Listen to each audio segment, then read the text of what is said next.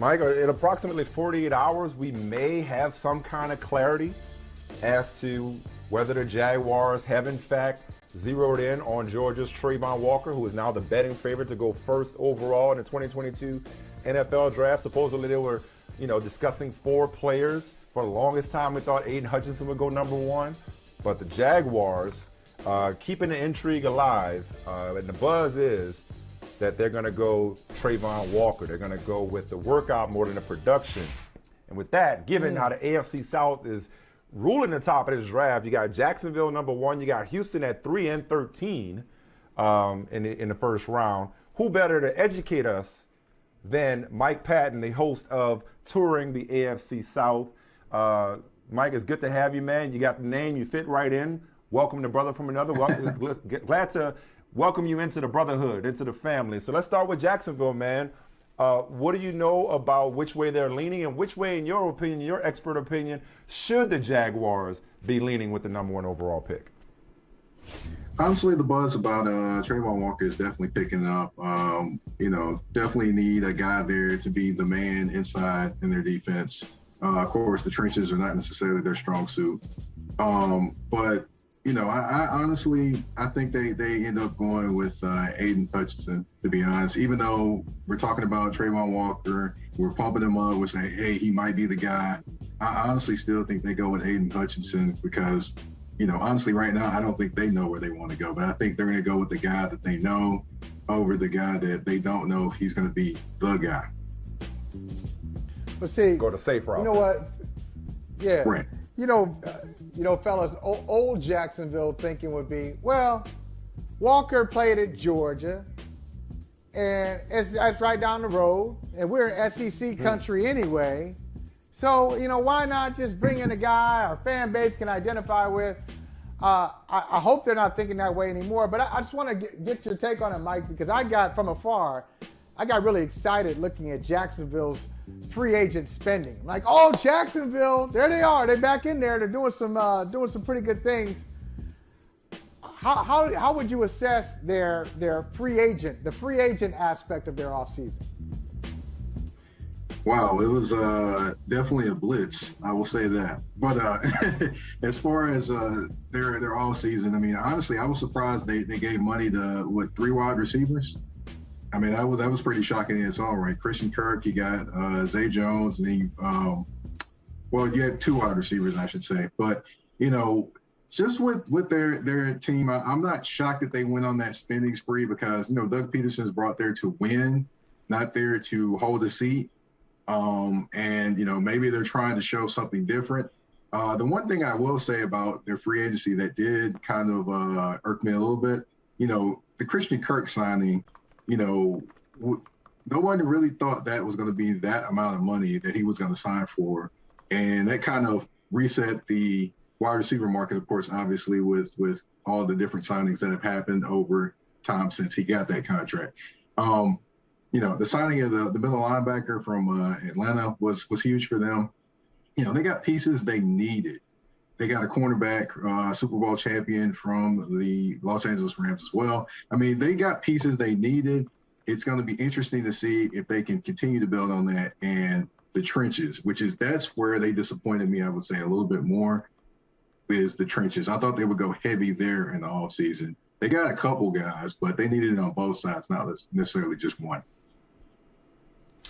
Let's move to the Texans at number 3, and of course, without knowing what Jacksonville does at 1 and Detroit subsequently at 2, kind of hard to zero in on what the Texans might be doing with their 2 first-round picks, one of 18 and 2 first-round picks at 3 and 13, as I mentioned. They got their second, they got 2/3, 2/4, and now a 5th, courtesy of that trade with the Patriots the other day. 11 picks overall, 5 of the top 80. What should the Texans be thinking in this first post-Deshaun Watson era draft? Build up the offensive line. That should be the biggest thing. Honestly, they have, of course, the starting offensive tackle now that everyone talks about, Tunzel, but of course he false starts a lot. I call him the false start king. But, as far as that, they need to build up that offensive line because they do have a young quarterback that they believe in. They want to see if he's good or not. And of course, you can't see much when you're looking straight up at the sky. So, honestly, they need to add to that. I think they need to build there and build around the offensive side of the ball. Of course, I will say they don't have identity defensively as well. So it wouldn't surprise me if they go offense on one pick, defense on the other. Honestly, I think they should go offensive tackle. If Evan Neal's there, go there with him. Then on defense, try to find something. If you try to find something in the middle of your defense, if not, hey, trade down. There's no fault in doing that at all. Yeah, I kind of want to go just big picture in the division to you as a close observer, being the close observer that you are, looking at the AFC South. I know Indianapolis gets a lot of love, but Frank Reich has never won a division title there. Tennessee did great last year, but lost to Cincinnati in the playoffs. How close is this division to being competitive top to bottom, like an AFC North or what we thought the NFC West was going to be before Seattle fell off last year? How close is the AFC South really to, is it like a year away, 2 years away? What do you think? I would say at best 2 years away, because looking at Houston, they still have a few things to kind of get together. Obviously a lot of mess there. You don't know who their identity is defensively in terms of a base for that defense. Still trying to figure out the quarterback position. Your best wide receiver is Brandon Cooks. No offense to him, but you need more than that. Jacksonville, they need a few things. Need people to actually step up and actually be leaders of that team. They need Trevor Lawrence to be the guy they thought he was. Running back position, they need a few things as well. But I think they're closer than what Houston is as far as the Titans and the Colts. They're going to be competitive. Both teams are, despite their limitations. Of course, with the Colts wide receiver wise and the Titans, of course, with the looming Ryan Tannehill talk over their heads. As far as the Colts in particular go, we know how their season ended in Jacksonville. A lot of people, and maybe I'm nostalgic, Mike and Michael. I'm high on Matt Ryan still. But a lot of people don't think Matt Ryan is, if at all, much better than Phillip Rivers. That, they just continue to spin their wheels and that Matt Ryan doesn't elevate them all that much more than what they've had in recent years. Phillip Rivers was good for him. Carson Wentz, we all know how that played out.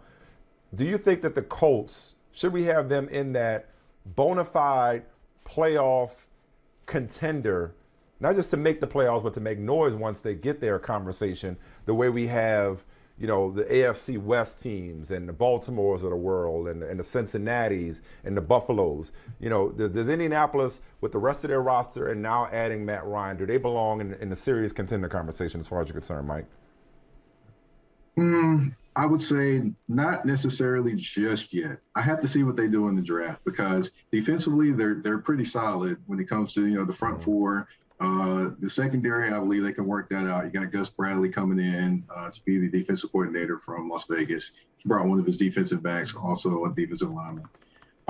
But they still have some questions when it comes to offensive weapons. Honestly, if you look at the receivers, you've got Michael Pittman Jr., and then you've got JT, Jonathan Taylor, at running back. Other than that, you can't really name two other weapons that you can consistently depend on. So I would say offensively, if they were focusing on anything in the draft, wide receiver, anything like that, I would draft a lot of wide receivers so that way they can continue to grow there and maybe add some more weapons. If they do that, then I could say, yes, they are a serious team to see when it comes to the playoffs. But until then, I can't really say that, and I can't really say they're going to win the division easily. Okay. Well, look, the Colts will get to work, at least as it stands right now, in the second round, flip-flopping with the Commanders, and they got the Commanders' third rounder in the Carson Wentz trade. Mike Patton, touring the AFC South. Appreciate the knowledge, brother, and welcome to the family.